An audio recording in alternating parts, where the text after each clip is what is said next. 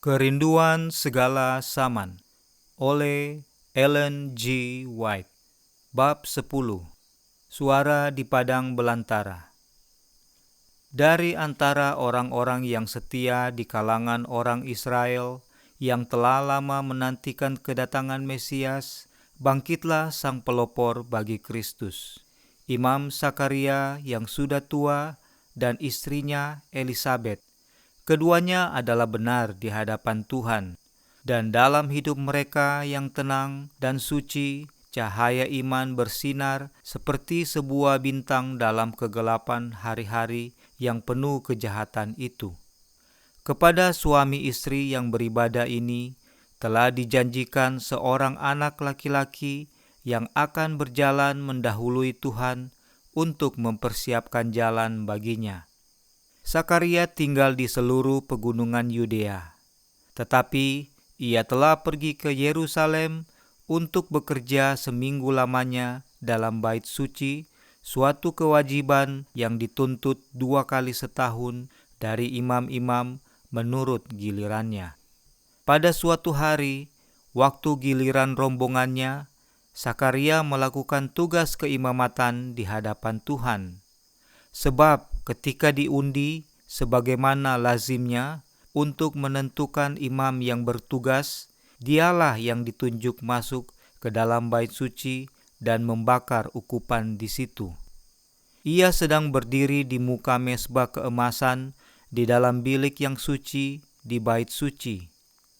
Asap dupa bersama doa bangsa Israel sedang naik di hadirat Tuhan. Tiba-tiba sadarlah ia akan hadirat ilahi. Seorang malaikat Tuhan berdiri di sebelah kanan mezbah pembakaran ukupan. Tempat malaikat itu berdiri adalah sebuah petunjuk bahwa ia membawa kabar baik, tetapi Sakaria tidak menghiraukan hal ini. Bertahun-tahun lamanya ia telah mendoakan kedatangan penebus. Kini surga mengutus pesuruhnya untuk memberitahukan bahwa doa itu sudah hampir dijawab. Akan tetapi kemurahan Tuhan tampaknya terlalu besar baginya untuk dipercaya. Ia dipenuhi dengan ketakutan dan penyesalan diri. Tetapi ia disapa dengan jaminan yang menggembirakan hati. Jangan takut, hai Sakaria, sebab doamu telah dikabulkan, dan Elisabet, istrimu, akan melahirkan seorang anak laki-laki bagimu, dan haruslah engkau menamai dia Yohanes. Engkau akan bersukacita dan bergembira. Bahkan banyak orang akan bersukacita atas kelahiran itu. Sebab ia akan besar di hadapan Tuhan, dan ia tidak akan minum anggur atau minuman keras, dan ia akan penuh dengan Roh Kudus.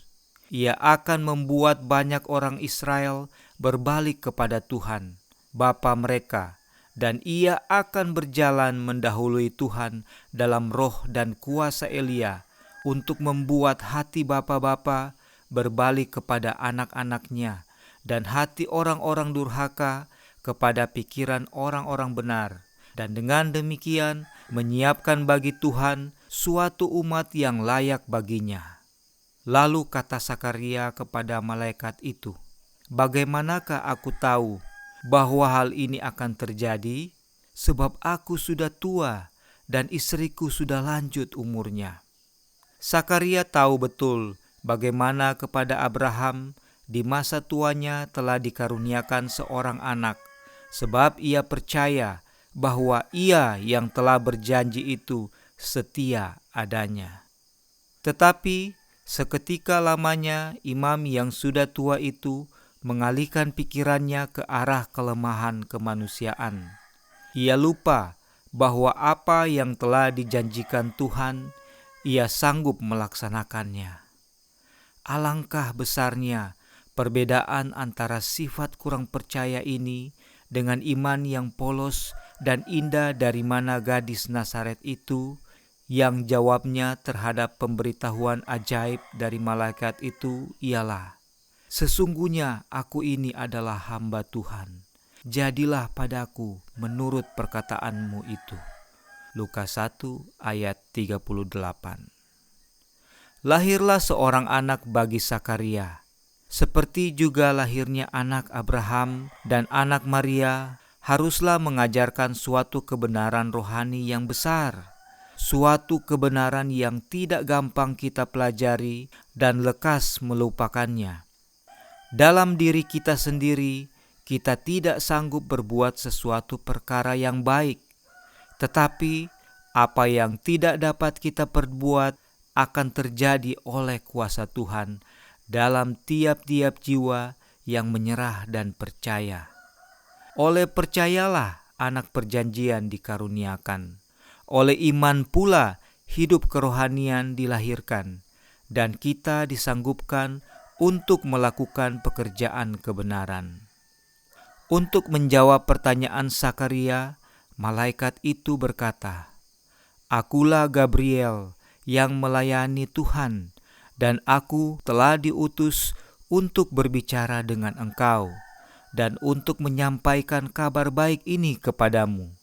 500 tahun sebelumnya, Gabriel sudah memberitahu kepada Nabi Daniel masa nubuatan yang berlangsung hingga kedatangan Kristus.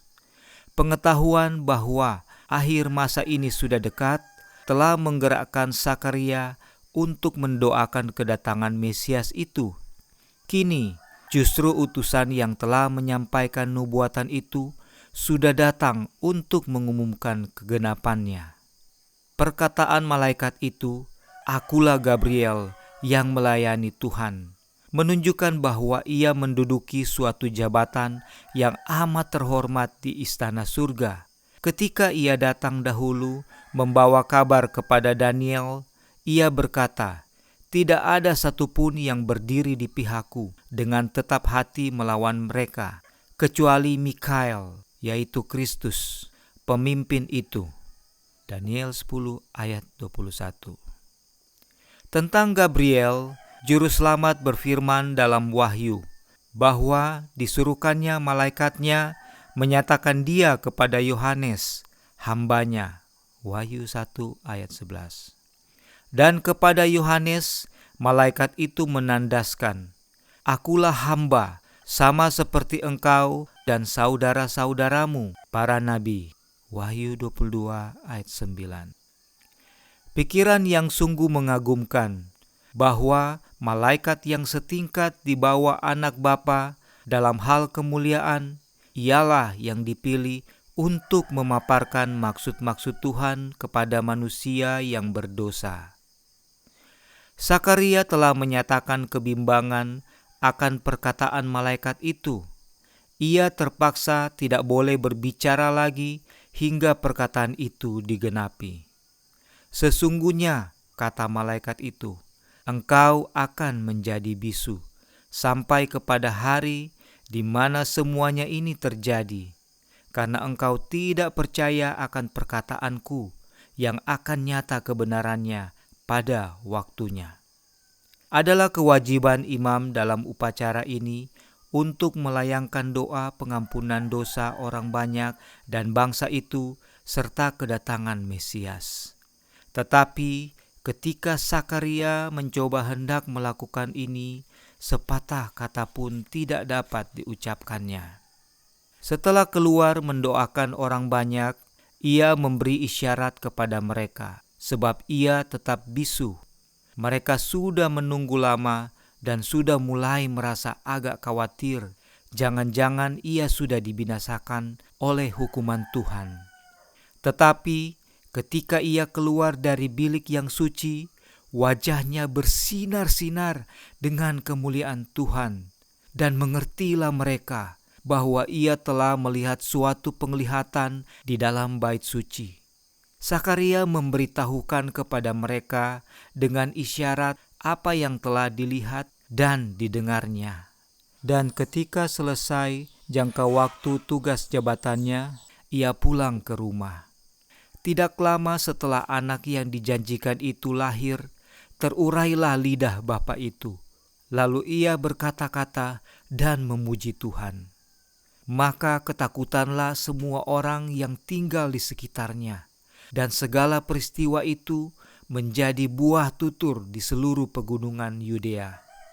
Dan semua orang yang mendengarnya merenungkan dan berkata, "Menjadi apakah anak ini nanti?" Semuanya ini mengandung maksud untuk menarik perhatian kepada kedatangan Mesias, yang untuk itu Yohanes harus menyediakan jalan. Roh hinggap atas Sakaria, dan dalam ucapan yang indah ini ia bernubuat tentang tugas anaknya. Dan engkau, hai anakku, akan disebut Nabi Tuhan yang Maha Tinggi, karena engkau akan berjalan mendahului Tuhan untuk mempersiapkan jalan baginya, untuk memberikan kepada umatnya pengertian akan keselamatan yang berdasarkan pengampunan dosa-dosa mereka, oleh rahmat dan belas kasihan dari Tuhan kita, dengan mana ia akan melawat kita, untuk menyinari mereka yang diam dalam kegelapan dan dalam naungan maut, untuk mengarahkan kaki kita kepada jalan damai sejahtera. Adapun anak itu bertambah besar dan makin kuat rohnya, dan ia tinggal di padang gurun sampai kepada hari ia harus menampakkan diri kepada Israel. Sebab ia akan besar di hadapan Tuhan, dan ia tidak akan minum anggur atau minuman keras, dan ia akan penuh dengan Roh Kudus. Tuhan telah memanggil anak Sakaria itu untuk melakukan pekerjaan yang besar, yang terbesar yang pernah diamanatkan kepada manusia. Untuk melaksanakan pekerjaan ini, ia mesti bekerja bersama-sama dengan Tuhan. Maka Roh Tuhan akan menyertai dia kalau ia memperhatikan petunjuk malaikat itu. Yohanes harus tampil sebagai utusan Yahweh untuk membawa terang Bapa kepada manusia. Ia wajib memberikan suatu tujuan yang baru bagi pikiran mereka. Ia wajib menekankan ke dalam pikiran mereka kesucian tuntutan-tuntutan Bapa dan keperluan mereka akan kebenarannya yang sempurna itu. Seorang utusan semacam itu haruslah suci. Wajiblah ia merupakan suatu bait suci untuk tempat kediaman Roh Tuhan. Untuk dapat menjalankan tugasnya itu, wajiblah ia memiliki badan yang sehat dan tenaga, pikiran, serta rohani yang kuat. Itulah sebabnya perlu baginya mengendalikan selera dan nafsunya. Ia mesti sanggup mengendalikan segala kuasanya sedemikian rupa hingga ia dapat berdiri di antara manusia dengan tidak tergoncang oleh keadaan di sekelilingnya, seperti bukit-bukit batu dan gunung-gunung di padang belantara. Pada zaman Yohanes Pembaptis, keserakahan terhadap kekayaan dan cinta akan kemewahan dan pertunjukan sudah merajalela. Kepelisiran cabul, pesta-pesta dan minum-minum sedang menimbulkan penyakit-penyakit badani serta kemerosotan, menumpulkan pengertian rohani dan mengurangi daya rasa terhadap dosa. Yohanes harus berdiri sebagai seorang pembaharu. Oleh hidupnya yang bertarak dan pakaiannya yang sederhana, ia harus mengecam segala keterlaluan yang terjadi pada zamannya. Itulah sebabnya petunjuk-petunjuk diberikan kepada orang tua Yohanes, sebuah pelajaran pertarakan oleh seorang malaikat dari singgasana surga. Pada masa kanak-kanak dan masa mudalah, tabiat paling mudah mendapat kesan. Kuasa pengendalian diri sendiri seharusnya dimiliki pada masa itu. Di sekitar perapian dan di meja makan keluarga, pengaruh-pengaruh diberikan, yang hasilnya akan tahan selama-lamanya bagaikan saman yang kekal. Lebih daripada bakat yang mereka miliki, segala kebiasaan pada masa kanak-kanak menentukan apakah seseorang akan menang atau kalah dalam peperangan kehidupan. Masa mudalah masa menabur, Masa ini menentukan jenis panen bagi kehidupan ini dan bagi kehidupan yang akan datang. Sebagai seorang nabi, Yohanes harus membuat hati bapa-bapa berbalik kepada anak-anaknya dan hati orang-orang durhaka kepada pikiran orang-orang benar. Dan dengan demikian menyiapkan bagi Tuhan suatu umat yang layak baginya. Dalam mempersiapkan jalan bagi kedatangan Kristus yang pertama kalinya, ia mengibaratkan orang-orang yang akan mempersiapkan suatu umat bagi kedatangan Tuhan kita yang kedua kalinya. Dunia sudah terjerumus ke dalam jurang pemanjaan diri. Kesalahan dan cerita dongeng berlimpah-limpah. Jerat-jerat setan guna memusnahkan jiwa-jiwa dilipat gandakan. Semua orang yang mau menyempurnakan kesucian dalam takut akan Tuhan wajib memahami pelajaran pertarakan dan pengendalian diri. Selera dan segala nafsu wajib ditundukkan ke bawah kuasa pikiran yang lebih tinggi. Pengendalian diri ini sangat penting bagi tenaga pikiran dan pengertian rohani yang akan menyanggupkan kita untuk mengerti dan untuk mempraktikkan kebenaran-kebenaran firman Tuhan yang suci. Oleh sebab ini, pertarakan mendapat tempatnya dalam pekerjaan persiapan bagi kedatangan Kristus yang kedua kali. Menurut keadaan yang sewajarnya, anak Sakaria itu harus dididik bagi keimamatan. Akan tetapi, pendidikan di sekolah rabi-rabi pasti akan menjadikan dia tidak cocok untuk pekerjaannya. Bapa tidak menyuruh dia pergi kepada guru-guru agama untuk belajar bagaimana menafsirkan Alkitab. Dipanggilnya dia ke padang belantara supaya ia dapat belajar dari alam kejadian dan Tuhan alam kejadian itu. Di suatu daerah yang sunyi ia tinggal, di antara bukit-bukit yang tandus, jurang-jurang yang dalam, dan gua-gua batu. Tetapi adalah kemauannya sendiri untuk meninggalkan segala kesenangan dan kemewahan hidup demi disiplin yang keras di padang belantara. Di sana keadaan di sekelilingnya cocok bagi kebiasaan-kebiasaan kesederhanaan dan penyangkalan diri. Dalam keadaan tidak terganggu oleh keramaian dunia, ia dapat mempelajari pelajaran-pelajaran dari alam kejadian, dari wahyu, dan dari Tuhan. Perkataan malaikat kepada Sakaria itu telah sering diulangi kepada Yohanes oleh ayah bundanya yang beribadah itu. Sejak kecil, tugasnya itu telah dinyatakan kepadanya dan ia telah menerima kewajiban yang kudus itu. Baginya, kesucian padang belantara itu merupakan suatu tempat menjauhkan diri dari masyarakat di mana kecurigaan, sikap kurang percaya, dan percabulan yang sudah hampir merata. Ia tidak percaya pada kuasanya sendiri untuk melawan pencobaan dan menjauhkan diri dari hubungan yang tetap dengan dosa, agar ia jangan kehilangan rasa akan kedahsyatan dosa itu. Karena telah diserahkan kepada Tuhan sebagai seorang nazir Tuhan sejak lahir, ia sendiri menunaikan nazar itu dalam penyerahan seumur hidup. Pakaiannya adalah seperti pakaian nabi-nabi purbakala, pakaian yang diperbuat dari bulu unta, diikat dengan sebuah ikat pinggang kulit. Ia makan belalang dan madu hutan yang terdapat di padang belantara itu, dan minum air jernih yang datang dari bukit-bukit.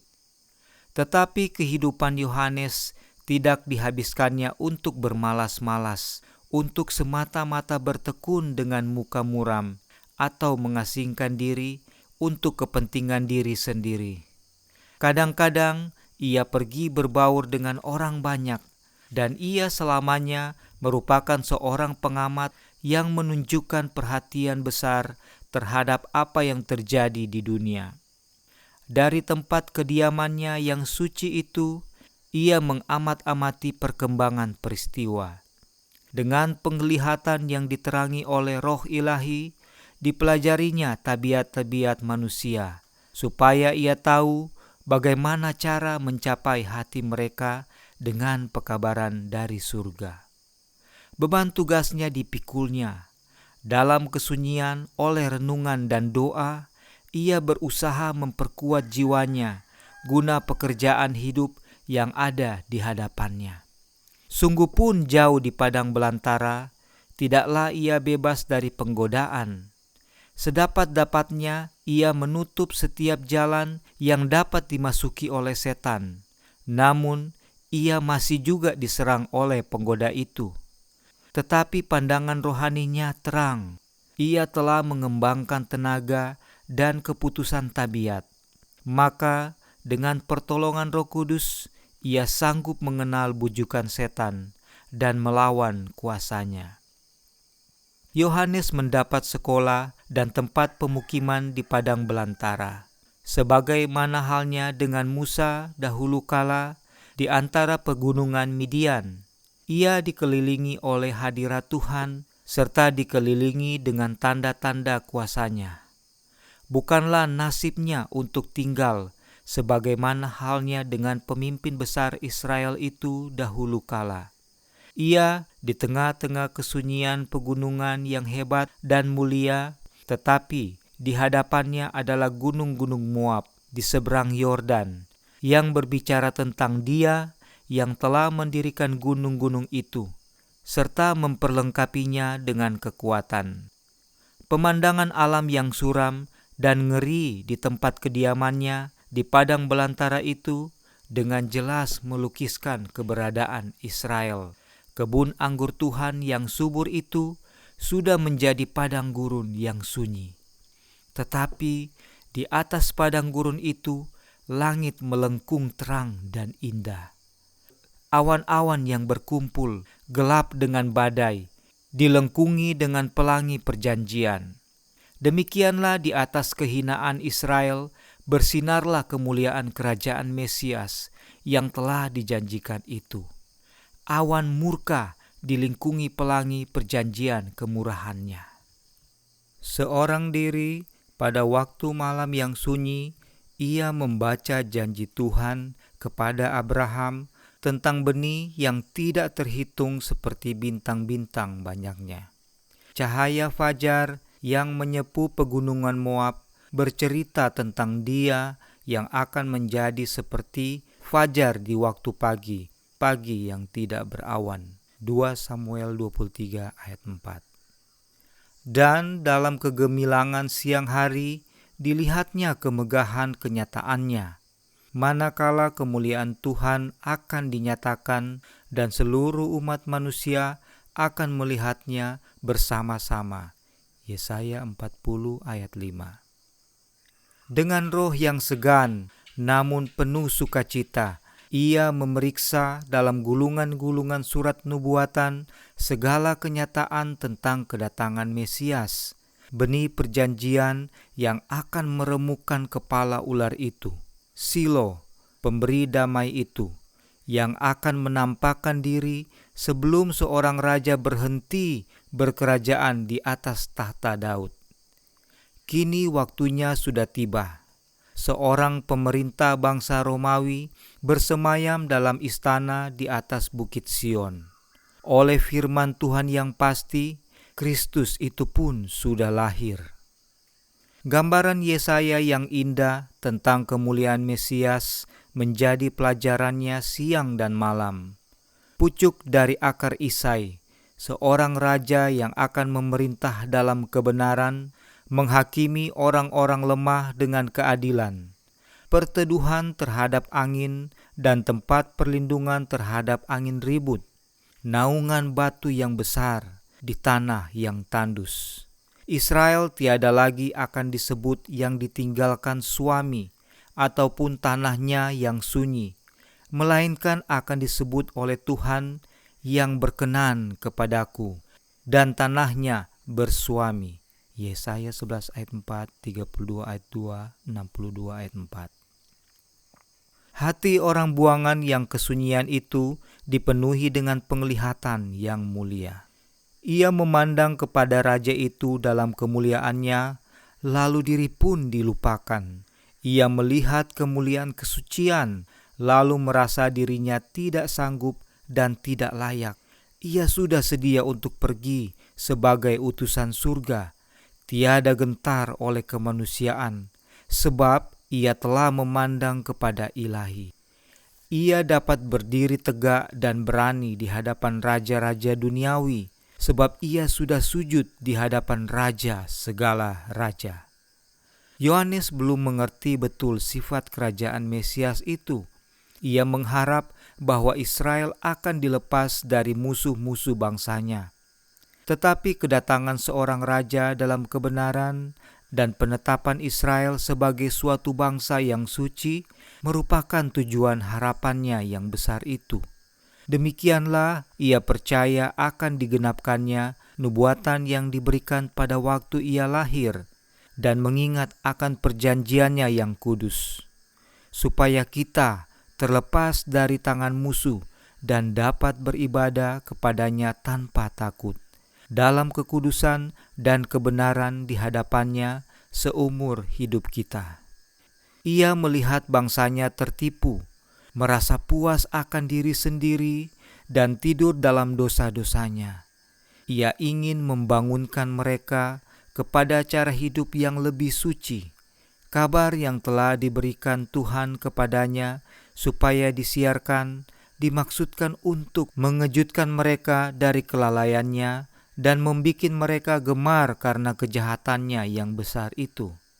Sebelum benih Injil dapat ditanamkan, tanah hati itu mesti dihancurkan. Sebelum mereka mencari kesembuhan dari Yesus, mereka wajib disadarkan lebih dahulu akan bahaya mereka dari luka-luka dosa. Tuhan tidak mengutus pesuruh untuk memuji-muji orang berdosa. Ia tidak memberikan kabar damai untuk membuai orang-orang yang belum disucikan ke dalam keamanan maut. Ia meletakkan beban berat di atas angan-angan hati orang yang bersalah, serta menusuk jiwa dengan panah-panah keyakinan. Malaikat-malaikat yang melayani menghadapkan kepadanya hukuman Tuhan yang mengerikan untuk memperdalam rasa keperluan, serta mendorong orang itu berseru, "Apakah yang harus aku perbuat supaya aku selamat?" Kemudian tangan yang telah merendahkan ke dalam abu itu mengangkat orang yang bertobat itu. Suara yang telah menemplak dosa dan mendatangkan malu kepada kecongkakan dan sifat suka mencari nama, bertanya dengan belas kasihan yang selembut-lembutnya, "Apakah kau kehendaki kuperbuat padamu?" Ketika pekerjaan Yohanes mulai, bangsa itu sedang berada dalam keadaan gelisah dan rasa tidak puas di pinggir api revolusi. Setelah Arkelaus dipecat, Yudea telah berada langsung di bawah kekuasaan Roma. Kelaliman dan pemerasan yang dilakukan oleh gubernur-gubernur Romawi dan usaha mereka yang kuat dan tetap hendak memasukkan segala lambang dan kebiasaan kafir, mengobarkan api pemberontakan yang telah dipadamkan dalam darah beribu-ribu pahlawan Israel. Semuanya ini mempertebal kebencian nasional terhadap Roma, serta menambahkan kerinduan hendak dibebaskan dari kuasanya. Di tengah pertikaian dan pergolakan itu, suatu suara terdengar dari padang belantara. Suatu suara yang mengagetkan dan keras, namun penuh harapan. "Bertobatlah, sebab kerajaan surga sudah dekat." Dengan suatu kuasa yang baru dan asing digerakkannya hati bangsa itu. Nabi-nabi telah menubuatkan kedatangan Kristus sebagai suatu peristiwa yang masih jauh di masa depan. Tetapi disinilah suatu pengumuman yang mengatakan bahwa kedatangan itu sudah dekat. Munculnya Yohanes secara istimewa itu membawa pikiran para pendengarnya kembali kepada pelihat-pelihat dahulu kala. Dalam cara-cara serta pakaiannya, ia menyerupai Nabi Elia. Dengan roh dan kuasa Elia, ditegurnya kebejatan bangsa itu dan ditemplaknya dosa-dosa yang telah merajalela. Perkataan tegas, tajam, dan meyakinkan. Banyak orang percaya bahwa ialah seorang dari nabi-nabi yang bangkit dari antara orang mati. Seluruh bangsa itu tergerak hatinya. Berduyun-duyun orang pergi ke padang belantara. Yohanes memaklumkan kedatangan Mesias, serta mengajak bangsa itu kepada pertobatan. Sebagai lambang penyucian dari dosa, dibaptiskannya mereka itu di sungai Yordan. Demikianlah dengan suatu pelajaran penting yang mengandung arti, dinyatakannya bahwa orang-orang yang mengaku dirinya umat pilihan Tuhan itu sudah dinajiskan oleh dosa, dan bahwa dengan tiada penyucian hati dan hidup, mereka itu tidak akan mendapat bagian dalam kerajaan Mesias itu. Penghulu-penghulu dan rabi-rabi, serdadu-serdadu, para pemungut cukai, dan para petani datang untuk mendengar nabi itu. Seketika lamanya amaran yang tekun yang datang dari Tuhan itu mengejutkan hati mereka. Banyak yang bertobat dan menerima baptisan. Orang dari segala lapisan masyarakat menyerahkan diri kepada tuntutan pembaptis itu supaya boleh mendapat bahagian dalam kerajaan yang diumumkannya itu. Banyak dari antara ahli-ahli Taurat dan orang-orang Farisi datang mengakui dosa mereka dan minta dibaptiskan.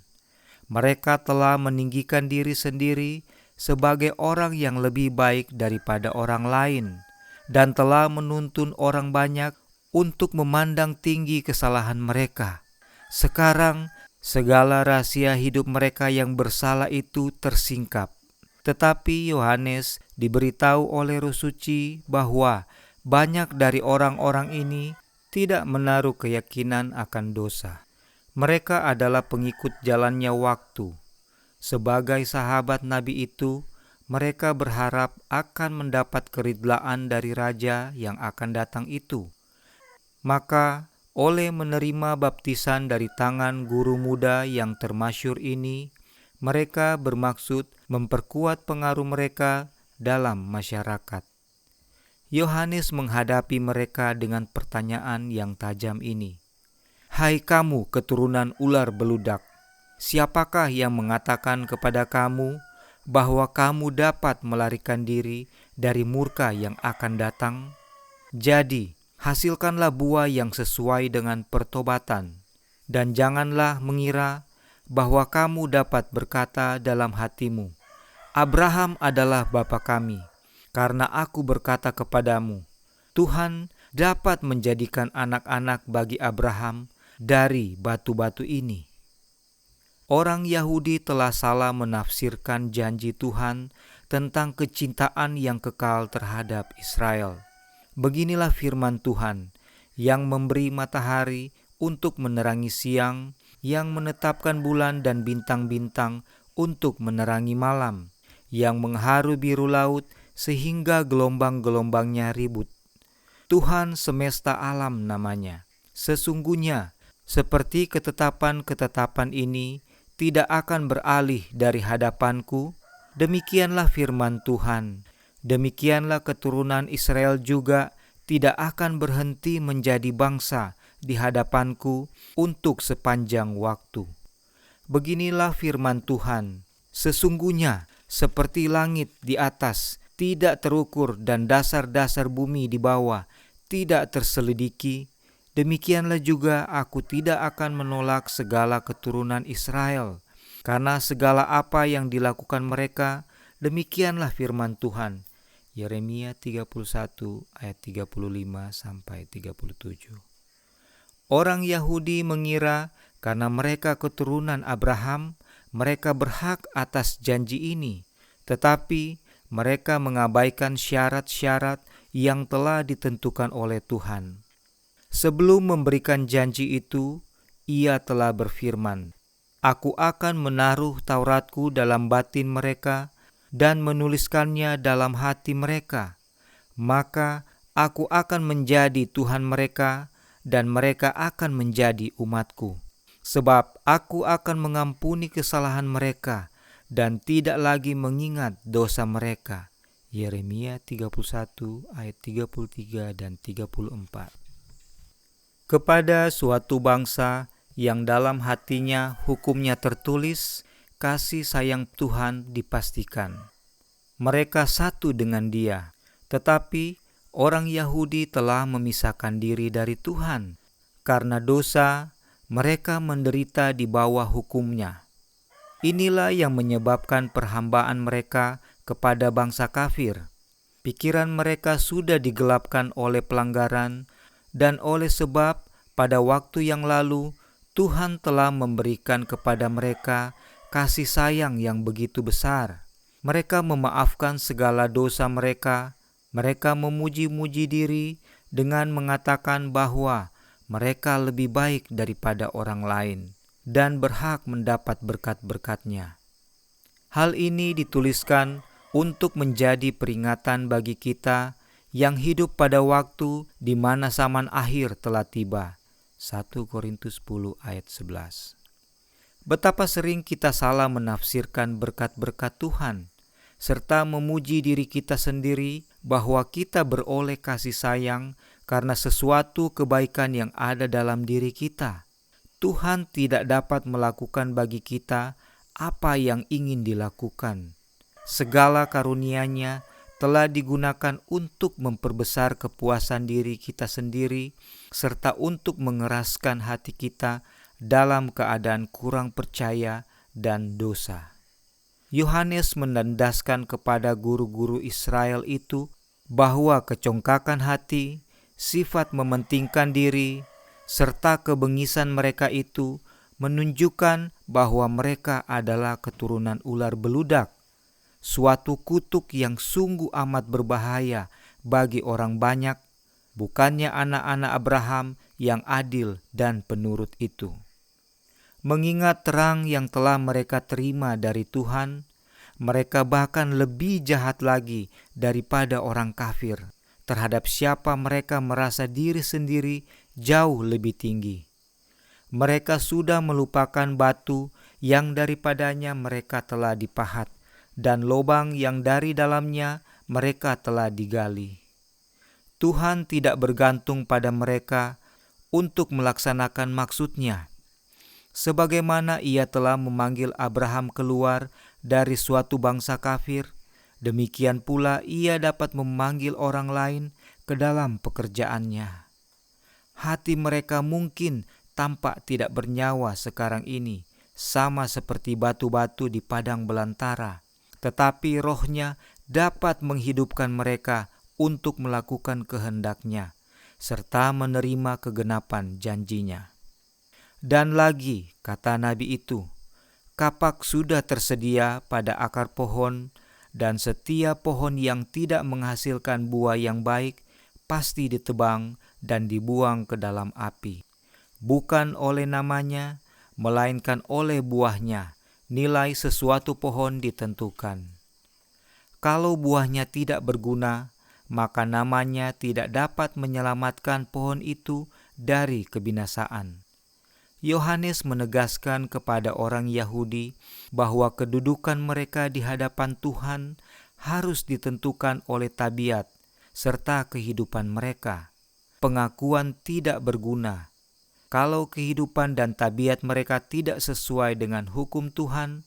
Mereka itu bukanlah umat-Nya. Akibat perkataannya yang menusuk hati itu, para pendengarnya diyakinkan.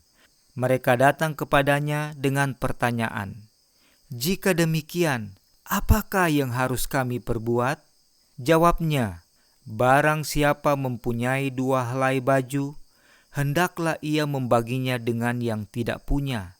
Dan barang siapa mempunyai makanan, hendaklah ia berbuat juga demikian. Dan diberinya amaran kepada para pemungut cukai supaya jangan berlaku curang, dan kepada serdadu-serdadu supaya jangan melakukan kekerasan. Semua orang yang menjadi rakyat kerajaan Kristus, katanya, akan membuktikan adanya iman dan pertobatan. Kebaikan hati, kejujuran, dan kesetiaan akan tampak dalam kehidupan mereka. Mereka akan menolong fakir miskin dan membawa persembahan kepada Tuhan. Mereka akan melindungi orang yang tidak mempunyai perlindungan, serta memberikan teladan, kebajikan, dan belas kasihan. Demikianlah para pengikut Kristus akan memberikan bukti akan kuasa Roh Suci yang mengubahkan itu. Dalam kehidupan sehari-hari, keadilan, kemurahan, dan kasih Tuhan akan kelihatan. Jika tidak demikian, maka mereka adalah seperti sekam yang dicampakkan ke dalam api. Aku membaptiskan kamu dengan air, kata Yohanes, tetapi Ia yang datang kemudian daripadaku lebih berkuasa daripadaku, dan aku tidak layak melepaskan kasutnya. Ia akan membaptiskan kamu dengan Roh Kudus dan dengan api. Matius 3 ayat 11. Nabi Yesaya telah menandaskan bahwa Tuhan akan membersihkan umat-Nya dari segala kejahatan mereka dengan roh yang mengadili dan yang membakar. Firman Tuhan kepada Israel ialah, Aku akan bertindak terhadap engkau. Aku akan memurnikan perakmu dengan garam soda dan akan menyingkirkan segala timah daripadanya. Yesaya 4 ayat 4, 1 ayat 25. Bagi dosa, di mana saja pun terdapat, Tuhan kita adalah api yang menghanguskan. Ibrani 12 ayat 29. Dalam diri semua orang yang menyerah kepada kuasanya, Roh Tuhan akan menghanguskan dosa. Tetapi kalau orang berpegang teguh kepada dosa, mereka akan menjadi satu dengan dosa. Maka kemuliaan Tuhan yang membinasakan dosa itu mesti membinasakan mereka. Yakub sesudah malam pergumulannya dengan seorang malaikat berkata, Aku telah melihat Tuhan berhadapan muka, tetapi nyawaku tertolong. Kejadian 32 ayat 30. Yakub telah melakukan suatu dosa yang besar dalam perlakuannya terhadap Esau. Tetapi ia sudah bertobat, pelanggarannya sudah diampuni, dan dosanya dibasuh. Oleh sebab itu, ia pun sanggup melihat kenyataan hadirat Tuhan. Tetapi di mana saja manusia datang menghadap Tuhan, sementara dengan sengaja menyimpan kejahatan, mereka akan dibinasakan. Pada kedatangan Kristus yang kedua kali nanti, orang-orang jahat akan dihanguskan dengan nafas mulutnya, serta memusnahkannya kalau ia datang kembali. 2 Tesalonika 2 ayat 8. Cahaya kemuliaan Tuhan yang memberi hidup kepada orang benar justru akan membinasakan orang yang jahat. Pada zaman Yohanes Pembaptis, Kristus sudah hampir kelihatan sebagai seorang yang menyatakan tabiat Tuhan. Hadiratnya sendiri akan menyatakan kepada manusia dosa mereka. Hanya bila mereka itu mau dibasuh dari dosa, mereka dapat masuk ke dalam persekutuan dengan Dia. Hanya orang yang suci hatinya dapat tinggal di hadiratnya. Demikianlah pembaptis itu menyatakan pekabaran Tuhan kepada Israel. Banyak yang memperhatikan segala pengajarannya. Banyak yang mengorbankan segala sesuatu agar dapat menurut. Banyak sekali orang mengikuti guru baru ini dari satu tempat ke tempat yang lain, dan tidak sedikit pula yang mengharap bahwa mungkin dialah Mesias itu. Tetapi ketika Yohanes melihat orang banyak itu berpaling kepadanya, dicarinyalah setiap kesempatan untuk mengarahkan iman mereka kepada Dia yang akan datang itu.